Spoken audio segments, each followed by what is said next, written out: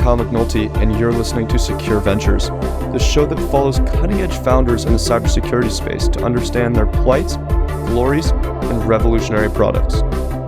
With me in this episode is Oded Hareven. Oded is co-founder and CEO of Akeyless, which provides a vaultless secrets management platform for companies to manage their non-human identities. We'll talk more about the vault versus vaultless approach in the episode, but essentially the Akeyless design allows for a SaaS model which dramatically reduces time to value compared to often cumbersome vault implementation. Akeyless last raised a whopping $65 million Series B in late 2022. Before Akeyless, Oded navigated a winding career path from a captain in the IDF working on identity management to professional services to product management at a B2C transportation technology company, and then finally back to identity management in Akeyless in 2018. This episode is brought to you by Vaultless. Vaultless helps teams defend against weaponized exploits by delivering the most comprehensive vulnerability and exploit intelligence in the market today. Vaultless gives enterprise and federal teams better, faster data so they can autonomously prevent exploits and reduce risk and outpace adversaries. So what's different about Vaultless? The company delivers its solutions to teams in machine-readable and consumable formats for a truly autonomous approach to vulnerability prioritization and exploit mitigation. Vaultless has close to 300 million unique data points, which is 5 times the exploits of ExploitDB, and 200 plus CVEs packaged into complete detection artifacts for proactive teams. Vaultless provides a full suite of solutions to enable teams with rapid adoption of Vaultless data, including its community tier of offerings and its enterprise-class solutions, exploit and vulnerability intelligence, and initial access intelligence. With Vaultless, teams can proactively defend against remote execution events, enrich every data source, and continuously outpace adversaries. If you're interested in learning more about Vaultless and checking out the free community edition where you can play with their database of known exploited vulnerabilities, please click the link in the show description so they know you came from the podcast. Oded, thanks for coming on the show. Yeah, great for having me, Kyle. Yeah. So take me back towards the earlier days of your career. You worked in the IDF for a handful of years, and you transitioned into consulting and eventually product management as well. And we'll kind of go through this a little bit slower than that 5-second overview. Sure. But thinking about that transition out of the IDF and into the corporate world, into consulting, why did you opt to take that consulting route versus going directly into product? Well, Israel Defense Forces, as you can imagine, you know what, maybe most people don't imagine, but in many ways, it's like a very big corporate. Hundreds of thousands of employees for that sense, right? So even in American scale, it is recognized as a large organization, right? Extra large. So there I was very much focused on, deployment, implementation, architecture of systems, cybersecurity related, obviously.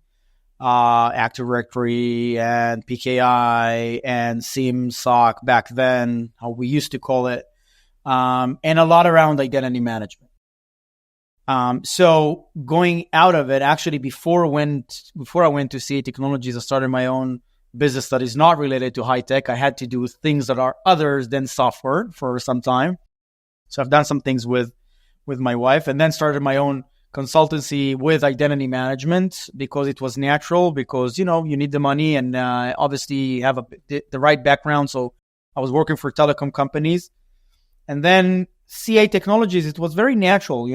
It's like you have your own commander to start working somewhere and he's calling you. It's like everyone. At the end of the day, everything is about relationships and the people that you know. So the people that you know are going to work in that industry.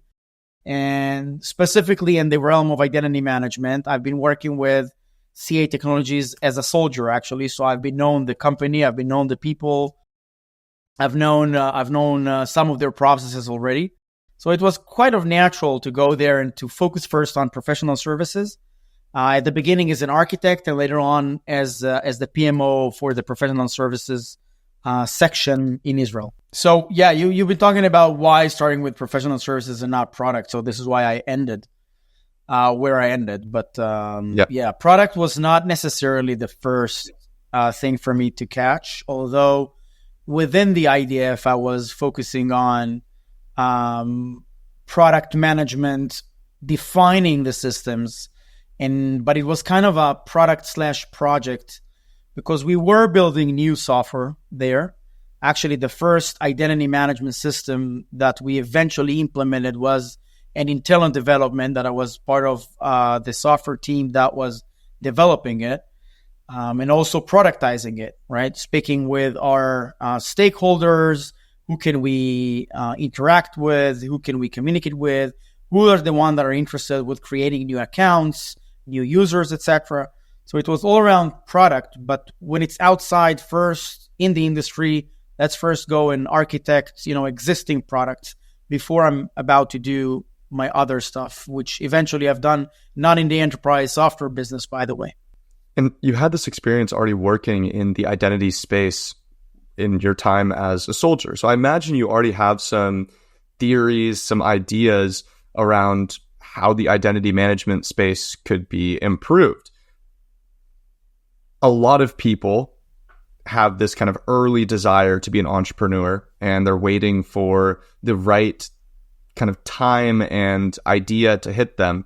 What was your perspective like at this point, where you mentioned that you have these relationships with different identity management players? You probably have some ideas as far as how you could fix some of the different problems. Was that a consideration to start an identity management company at that point? No. And the fact is that I did not. I didn't know people in my environment, in my related, my related guys that have started their own companies. For me, it was not yet the time to go for software specifically in the realm of enterprise. I was very much interested first starting something that would not be necessarily related to enterprise. I did have some ideas in the realm of identity, but it was not the time for me to go there. So I had two businesses at that time when I left the IDF. One was actually with design. It was actually going after, I want to start my own business with design of, it was wall stickers back then. We're talking about around 2008 or something. So I did that with my wife. And then there was a different idea around, if I remember correctly, it was around showing pictures. It's going to sound very, very weird today. It was with, do you remember that technology of MMS? It was before texting, before SMS and then MMS in order to send each other pictures. Send pictures. Yeah. Sounds like, old age.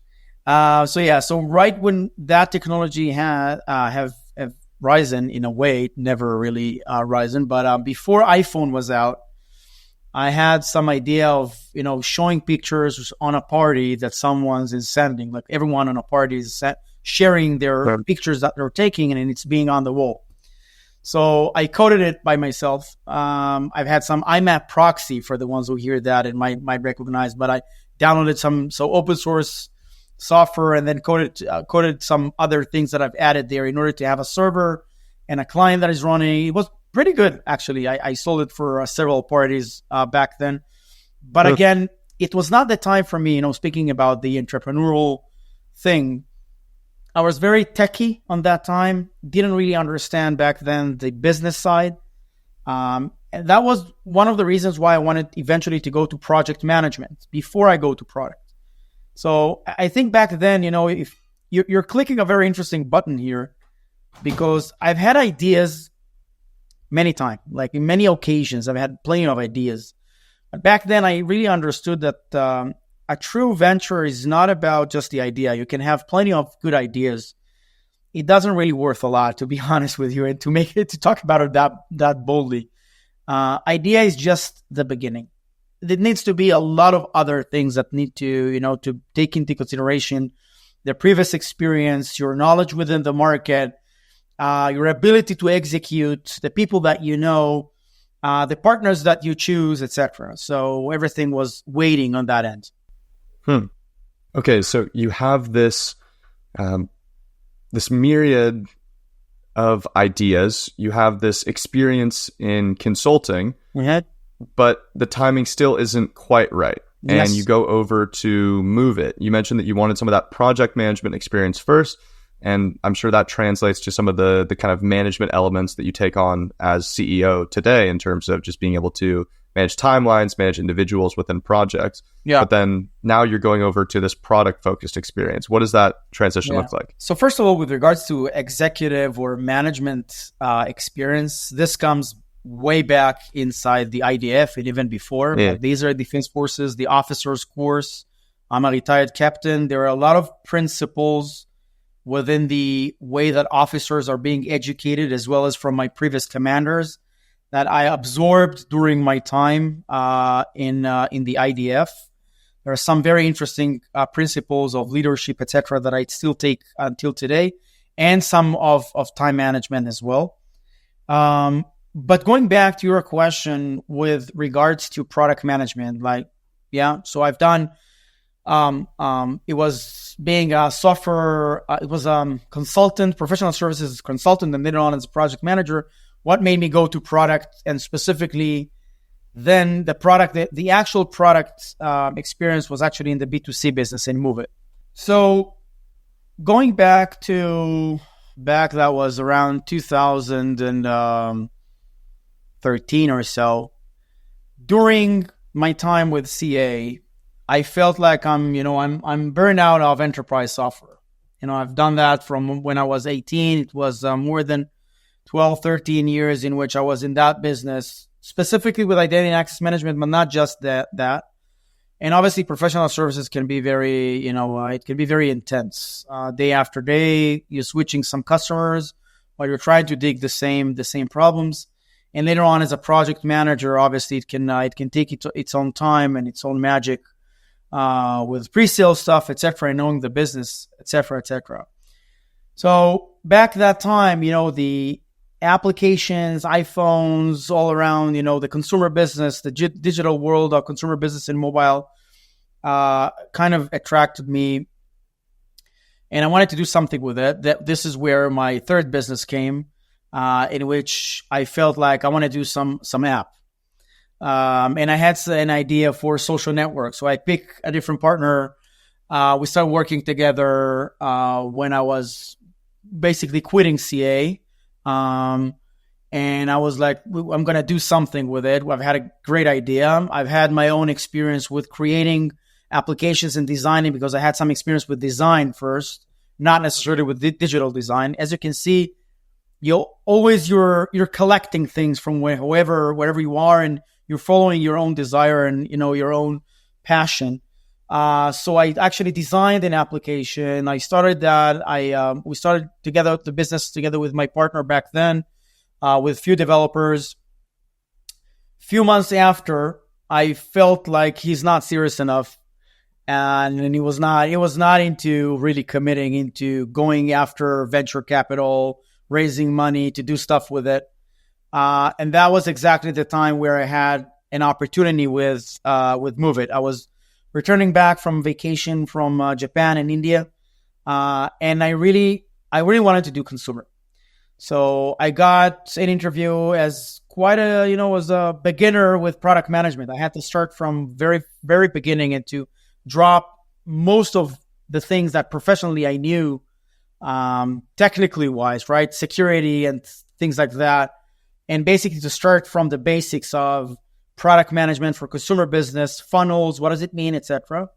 It took me some while later to understand that my knowings in identity management and user behavior, analyzing logs, my knowledge with infrastructure and understanding how millions of logs and user behaviors behave, that actually very much helped me with later understanding product management for consumer business, which is very much about user behavior.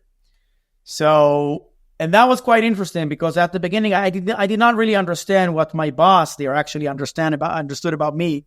I didn't get it at the beginning, but later I did later understand that everything combines all together. So consumer product management is completely different. It's very much focused on data, and quite funny enough, although it's consumer, you meet much less people than you actually meet in the enterprise world, which eventually this is what I missed. So I had 4.5 years in Move It. That was terrific time. I joined Move It when I was around employee number 25. Move It was around public transportation. We were competing with Google Transit. And later on, we did win on many different geographies in the world, not necessarily in North America, but South America and in Europe were the very, very strong back then to consume the Move It technology, the Move It app, which was all around, knowing when the bus would come, etc. So basically, I joined when it was 200,000 users. And when I left back in 2018, it was already 200 million users. So I had to witness and to take a significant part with building the app, with better understanding the conversions, the funnels, the, how to make users actually go to the next step and to stay and to engage, retention, all of those different aspects of how to make the users and all the PLG alike. I was both, absorbing, consuming, but also creating of my own. Also, I had the opportunity to, in a way, to take part of a great movement back in Israel that was the beginning of, consumer digital products, in which back then Waze and Move It were the ones that were known, as an Israeli consumer business. This is quite generally new to the last 10 years that Israelis are into the consumer business of mobile, etc. But yeah, that was the experience. There. It's funny, when you first started talking about a couple of these early businesses that you started and this path that it sounded like you'd drawn up, go into consulting and project management and product management, it sounded like it was very carefully and meticulously planned out that, hey, this is my path to being a successful entrepreneur. The more you've talked, the more it sounds like they kind of worked out just based on different positions and experience that you had at each of those different points and kind of what you were interested in. And the line is much easier to draw looking backwards than it was looking forward at any one of those points, which reminded me of a concept or quote, which I want to attribute to Bill Gates, but I could be getting that completely wrong, where at any point in your career, you can never imagine what the path forward looks like. But then once you get there and look back, you see how everything ties together very nicely. I think that's a perfect example of what you just described there. Bouncing to professional services, to B2C product management, and then ultimately tying back in. And I really liked the point that you mentioned as well, how on consumer businesses, you actually spend less time talking to people, in part, I would imagine, just because it's so much less network-based when it comes to actually closing deals, especially in the cybersecurity space, especially compared to professional services, like you alluded to earlier, where having those personal relationships is so important in actually being able to close these big enterprise contracts. So you mentioned that was one of the pieces that you were missing. I imagine there was some element of kind of missing the broader security world as well, just having spent so much time there and having the technical depth to really understand that space. But what did it look like transitioning from Move It into Akeyless and saying, hey, this is the time to really bet on myself and go into this journey with more zest? Look, to be very honest, I guess that everyone sees it in their life. You don't pick exactly the things that happen, right? We don't have 100% control of all we do. We can, the things that we can do is to take decisions that we believe in whenever and work with what we have, and to do our best to open up the potential or to open up the options that we have. For instance, eventually my decision later on to start a business, to start a company together with my two founders, was actually because I knew that eventually, when you want to catch a wave, and you know that because you have a surfboard behind you right now, I can see it. But when you want to catch a wave, you can't do it without getting your head wet, right? You can't do it without getting into the water. And it might sound very simple, but in the world of companies, entrepreneur, etc. Eventually, if you need to take some either chances or get ready to be wet, or at least to get yourself in the water. So this is the only thing that you can know. You know that you want to catch a wave, and obviously you need to be in the water, right? It sounds obvious, but it's not, because you can just dream of it, and you can just walk on the beach and say, I want to catch a wave, but you're not getting into the water, so how would you? Now, it's not necessarily that you would also catch that wave, because you can get into the water and nothing happens.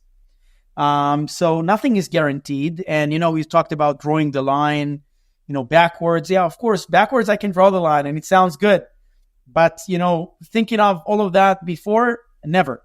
And so I knew that I wanted to go to consumer business, and an opportunity presented itself and I jumped on it. So, you know what? And where does it come to? It comes to how strong do you catch that opportunity?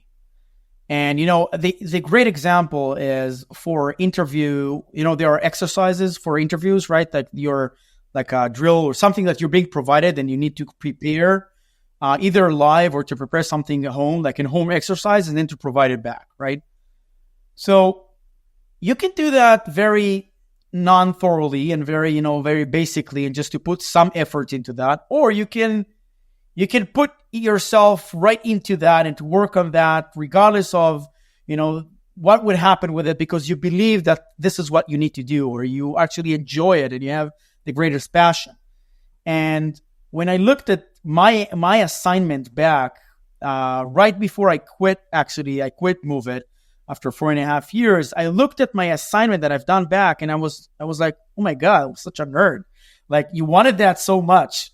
It's that big. And when I look today as someone who interviews other people and provide home assignments, you can actually see the amount of effort and the amount of conviction and the amount of motivation that they have. You can see it within their assignment. And this is one of the things that you can control, going back to what we just discussed. You need to be able to catch the opportunities in two hands, and regardless of, the consequences on that end, and to basically jump. So back in 2018, I felt like I'm basically ready for my next adventure. After that time with Move It, and I looked for all kind of positions as a VP product and as such, not necessarily with my own idea for security, right? I knew I could do something with it. It sounded like I should do something with it, but I was also very much curious to use my experience with consumer business and to see what can I do with it. So funny enough, during those interviews, you need to put your head inside the water.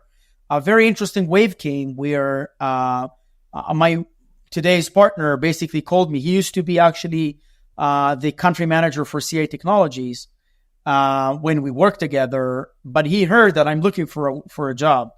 So he was like, we sat for a coffee and what's up, and I was, we're discussing all kind of opportunities that I've had back then and what he's doing. He was just after selling his own startup, etc. And then, while talking, he was basically telling me, listen, I met a third guy a few days back, and he's now working on something that we believe that can turn out to be a company.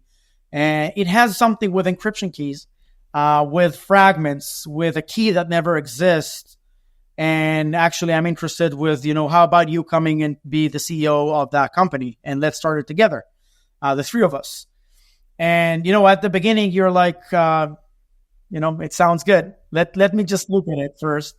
So I had back home, I went, together with my wife. It's a decision to start a business, obviously, and because I had to quit my job, but beforehand, that night I came with the idea of Akeyless, the name of Akeyless without a key. The Akeyless heel of the encryption world is where you put the key. So everything started from encryption, but today, obviously, secrets management is much more than this. Machine identity management is much more than this.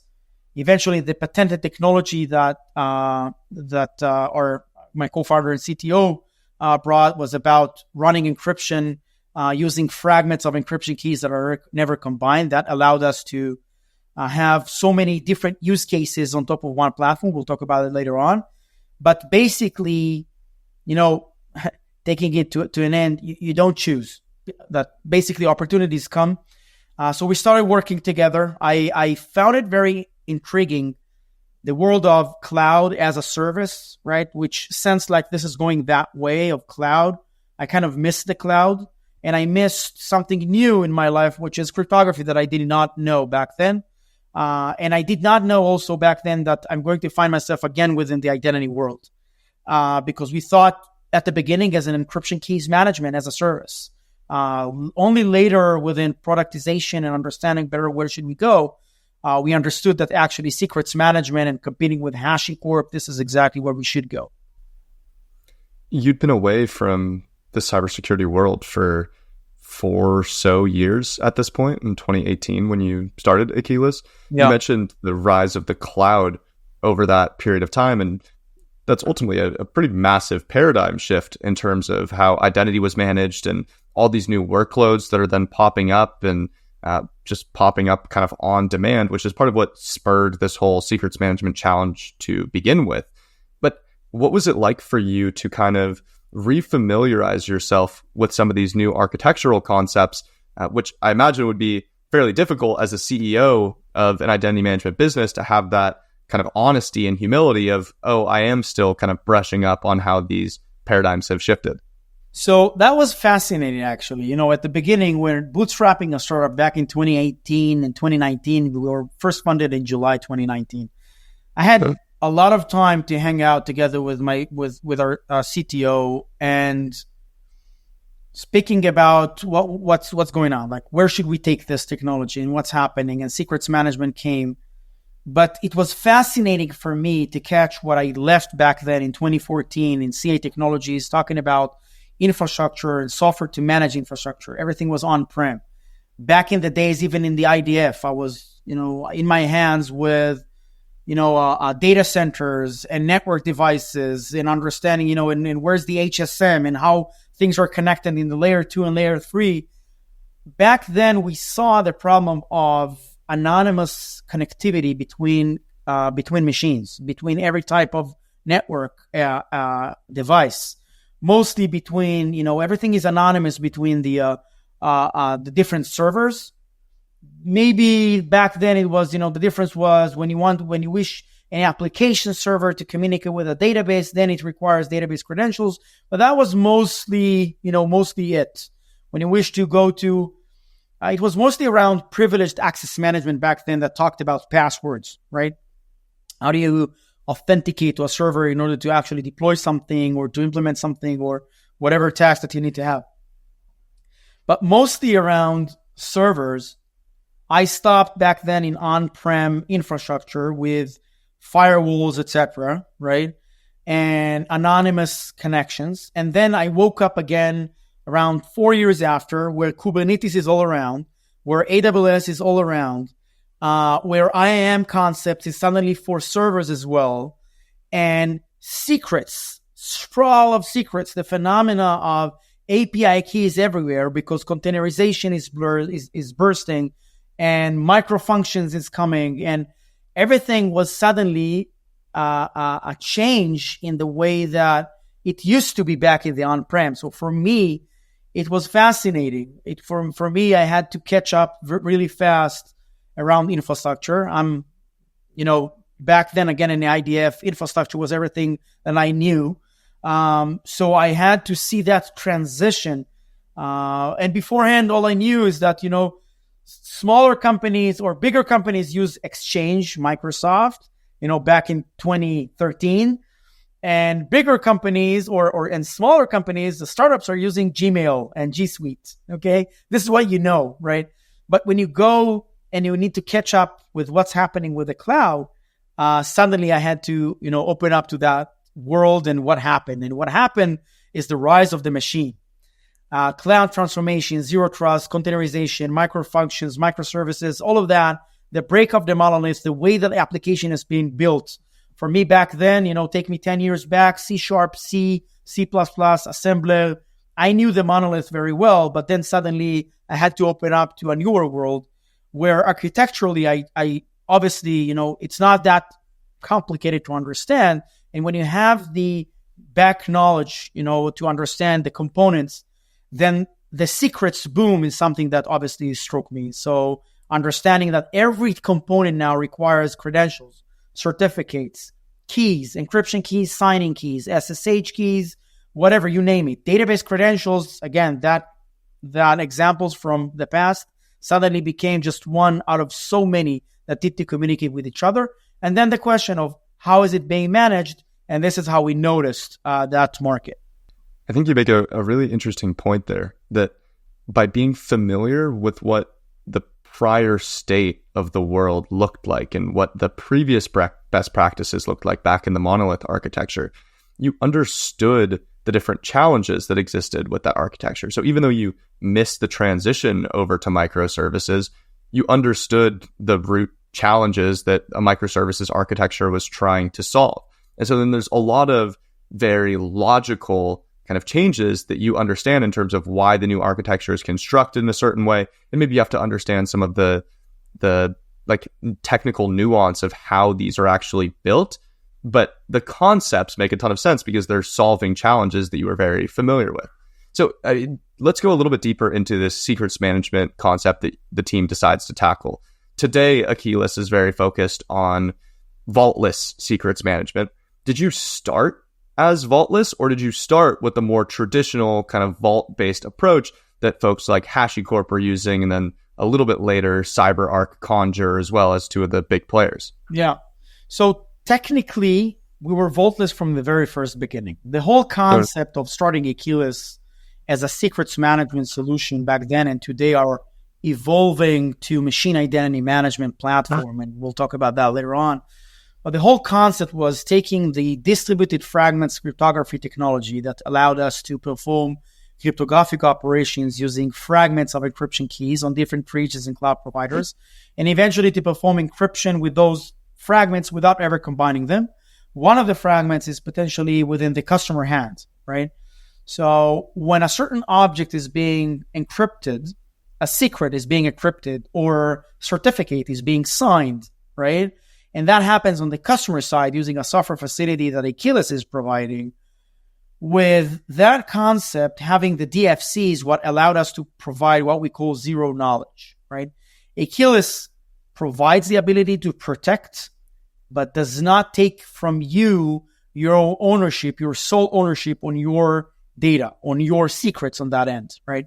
So that allowed a SaaS approach. So combining the DFC together with SaaS brought to birth the concept of Vaultless, but we didn't call that from the very first beginning. A Vaultless understanding and the Vaultless, the coin of that term actually happened 2 or 3 years after, when we were debating around and actually working with a marketing strategy and narrative on strategic narrative design agency that was around, okay, so what is it here that we have? We have the HashiCorp Vault that you're, very much into competing with. We are known today as the number one alternative to HashiCorp Vault, even far more than the PAM vendors, because we were very much focused on that. So if they do the Vault and it's mostly on-prem and self-deployed, it's an IT project where, because it's mission critical, then the Hashies and the PAMs of the world are basically having their own clusters and replications and high availability and so on, where we are the lightweight solution that was able to provide that in a zero knowledge manner, right? I don't need to deploy anything. Akeyless is not required to deploy on every region, etc., because it's SaaS. It's already multi-cloud. It's already multi-region. It's 4 nines of availability and so on.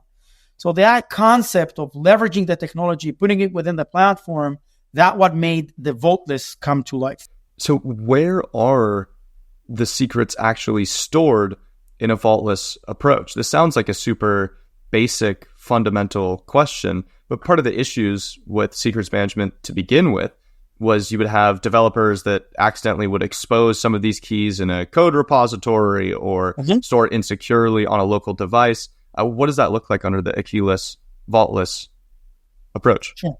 So the fixed secrets are kept within Akeyless. The Vaultless basically means that you don't need to manage the vault.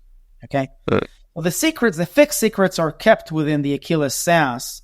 They're protected with the DFC technology that, again, provides you as the customer as the sole ownership, because we have zero knowledge of that as a result of the DFC technology.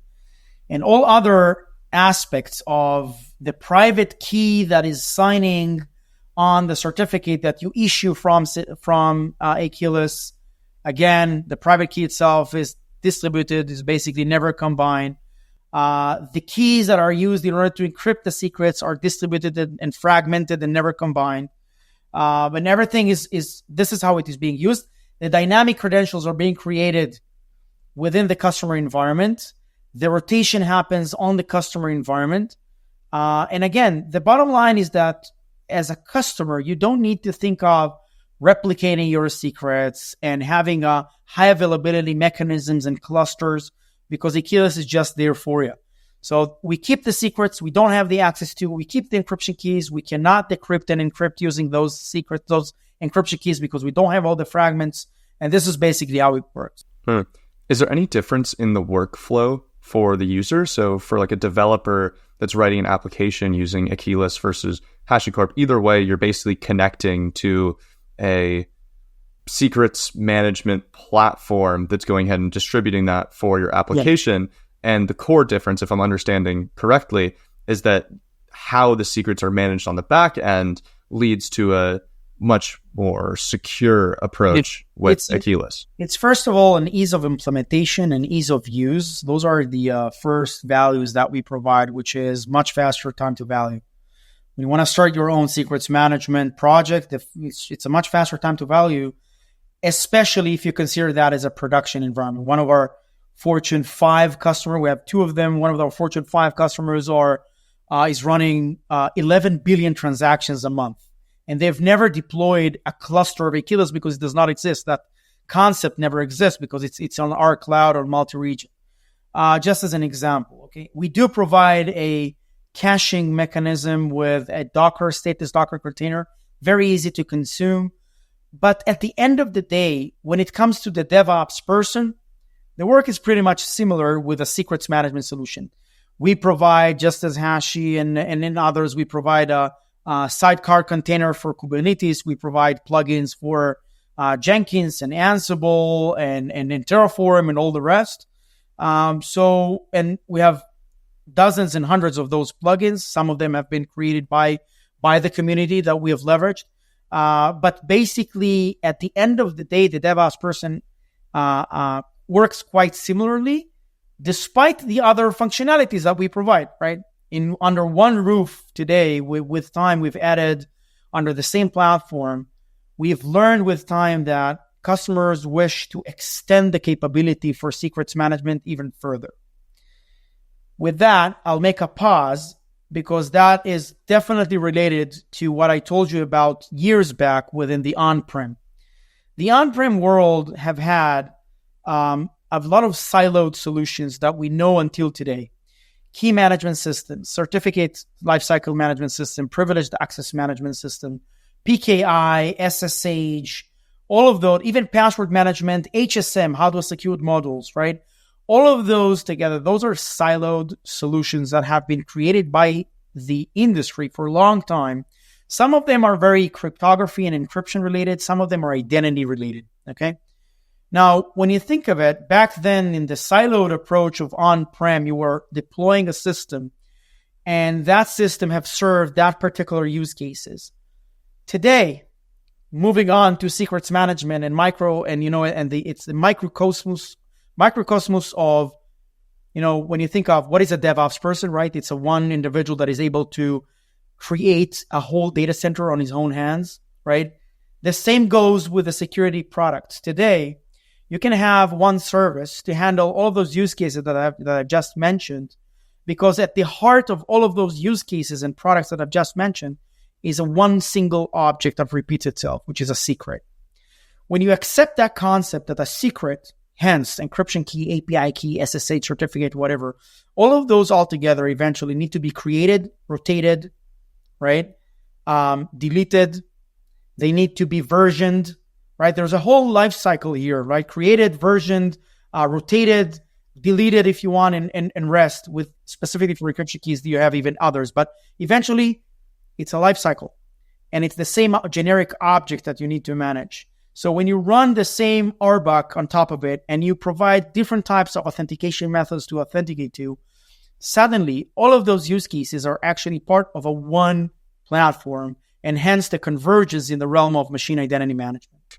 We've spent a lot of time talking about the kind of secret management approach for Vault versus Vaultless, but I'd love to take the next step in this kind of broader machine identity management space and think about the secrets management offering that Akeyless is providing compared to some of the secret list management offerings that are becoming slightly more popular.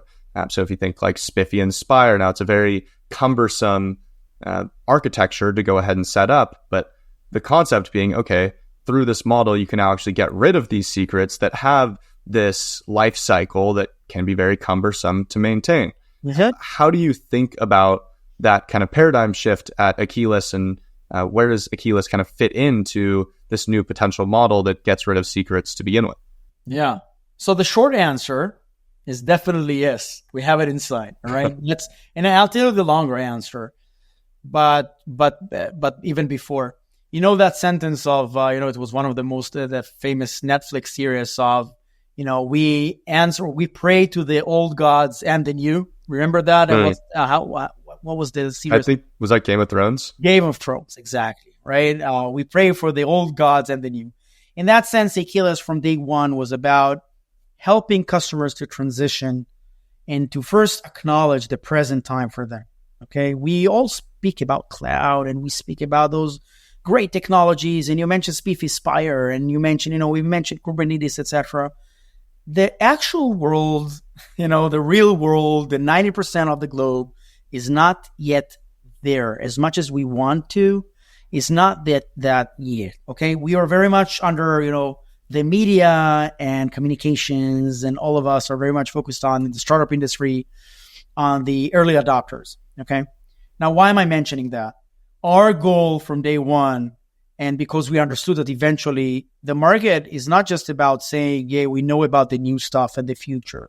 If you want to grow a big, a sustainable, future-looking, forward-looking company that actually sees itself as a large company with a very strong product, you need to build something that has the ability to first deliver on the present time, right? Have some compatibility with the past, okay? And of course, support the future-like and the innovative more approach, okay?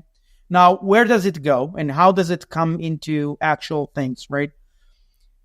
So one of our decisions back then was to support XAML as one of the authentication methods that you can authenticate to Akeyless in order to get some secrets. Okay, Hashi and others were not adding that for a long time, but for us it provided us the ability to have our first design partner just by adding the XAML support, because XAML was considered to be something old. All right, now moving forward, our ability or our understanding that we need to support the present time was actually adding rotation capabilities. It may sound very simple and maybe very basic, but Hashi, again, didn't have it. They didn't have it in some way. They don't really have it also today. But rotation is actually the ability to rotate many different secrets for many different platforms, right? So the newer solutions such as Hashi were very focused on just-in-time, dynamic credentials, creating something that is ephemeral, which is good. It was fine, and it was very clear for us that we need to implement that concept, and we did. But it was clear to us that we need to answer the present time as well, and not just answering the future. Now, going back to your question with regard to Secretless and other startups in the realm that are offering such a thing, and with that, I'll give you a nice, let me tell you a nice story about, one of the financial big players here in New York, right? I was invited to have a meeting back. Well, it started as a 25 minutes meeting of tell me what you have.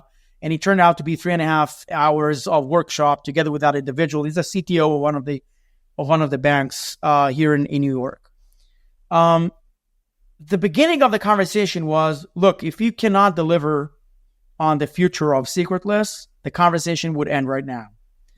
And, that was the opening sentence. And I was like, yeah, sure, fine. I can work at that with you. I'll tell you more about that. But you do know that Secretless is a concept more than everything. You can work with it in your greenfield, right?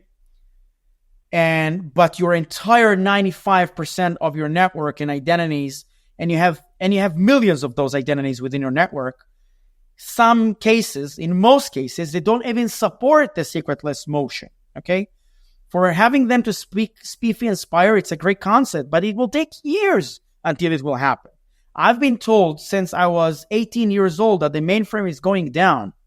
Have you seen that happening? No, all right? So you have a perspective of 25 years now of doing, what has been called IT and today more of DevOps, etc., and SRE, and the great concept of platform engineering and so on and so forth. You see that technologies do not diminish or do not deprecate that fast, right? So again, this is one of the perspective of supporting all of that all together. So secretless, the whole notion of not using secrets, behind of it, it's important that everyone would understand, there are ephemeral tokens. This is how secretless is being provided. There is no other way, all right? Now, going back to that, in order to support that, we have developed an OIDC provider. So we are providing tokens for, we are basically today the identity provider of such tokens. So if any service wishes to speak with OIDC tokens, we're able to provide them. XAML, of course, for the past. There are other techniques like supporting SPIFFE Inspire, so we've added that support as well. But for us, to be very honest, it was more of a feature to support the future. It's not about just, running a company only about secretless. It's fine, but it delivers only on the future. And this is going back to the story that I told you about this particular CTO, that what made the conversation eventually to become 3.5 hours, because you want the future, we'll deliver the future. But let's be pragmatic. The future is not yet here, right? You need to deliver on your present. So whatever you choose a vendor that can take you from the present and the past time compatibility to the future that you wish to go to. I think you illustrate a really powerful point that reflects the maturity of Akeyless and the maturity of just where you are within the company's journey as well, right? Where you can say, hey, look, we've established a product that's already differentiated in the market. And now it's not about just constantly chasing whatever is new, but being sure that we're just responding to the needs of our customers. And I think there's some great parallels looking back at other security changes over time, whether it's the transition to the cloud and how, okay, all of a sudden you have all these cloud security platforms that are spinning up, but then one of the kind of key value propositions of new tools is being able to support on-prem as well. So how are you connecting cloud networks back to on-prem networks? What kind of vulnerability management platforms support cloud vulnerabilities and on-premise vulnerabilities? Same thing for identity management, not just supporting cloud identities, but supporting on-premise identities as well. The very good example for that, if you want to go a bit techie on that, right, is actually, the secret zero problem, right? What is secretless? Eventually is basically saying, when two machines connect, let them not use any longer any secrets at all, right? But then there's always a question of how does a certain machine authenticate to the secrets management system or to other party if it doesn't have a secret to begin with, right? How do I say that I'm eligible to get those tokens, right? That's the famous secret zero problem, in which, by the way, behind that problem, there is again the previous challenge of how do you also protect the encryption key or the private key that signs the token. Hence, again, Akeyless. We're going back to the root of not having a key, right? Or basically working with fragmented key that is never combined. The same goes for private key that signs a certificate that acts as the token that is always be there to rotate. But going back to the secret zero. So when we faced that thing, it was clear that cloud-based resources can authenticate themselves to get today with their Azure identity, IAM, AWS IAM, whatever they're using in Google identity, etc., on GCP. But what happens when you have a hybrid cloud operation where you have workloads that run within your on-prem in which they don't have any identity whatsoever, right? What's the answer of secretless for that? You need to develop all kind of that in order to, to develop, integrate it within the system, the SPIFFE Inspire support or the OIDC behavior of their authentication scheme within their application. Now, you can't always change that. What you can do is basically leverage a mechanism that works like in the days, which provides you a token to the session variables within your server, right? So what we did is actually created, we patented that technology named Universal Identity that provides you that refreshed token, ready to use on the server, either physical, virtual, whatever. But mostly it is built for an on-prem non-identity environment. You don't have any IAM to support you, but then you need to somehow have an identity based on rotated token in order to authenticate to your identity, machine identity, and secrets management. So that's another example for you of how do we unite all of those all together. Eventually, we also learned that the universal identity has a lot of good implications also in the Kubernetes world of segregating between containers, and how do you provide identity to a segregated environment in which the operating system is not able to provide identity and our universal identity is able to provide that segregation. Very interesting as you can see, I'm still passionate about it just as I was 22 years back. Yeah, it's certainly fascinating how each new step and evolution in just architectural frameworks then poses a new challenge in terms of identity landscape that comes along with that. So, yeah. Oded, really appreciate all the time here. I think some fascinating points both around your own personal journey and the balance of kind of serendipity and getting your head wet, as you said, and kind of putting yourself in position, and then just hearing your perspective on kind of where the identity management landscape is today and how it's evolving over time and where Akeyless fits into that. So thank you. Thank you so much. Thank you so much for having me. It was great fun. Always, it's important to mention that obviously this is not a one-man show. We're a company of great guys with within our management team, a great people to join us, and as well as all the employees around it, architecturing and working on that on a daily basis, selling it and bringing it to our customers. But stay tuned. The next move for Akeyless is within the machine identity as a machine identity platform to unite officially all of those different use cases and bring it to the market. Thank you so much, Kyle. Man, thank you. Thanks so much for listening to this episode. You can subscribe wherever you get your podcasts, and you can write to me at kyle@secureventures.io. I'm Kyle McNulty, and you've been listening to Secure Ventures.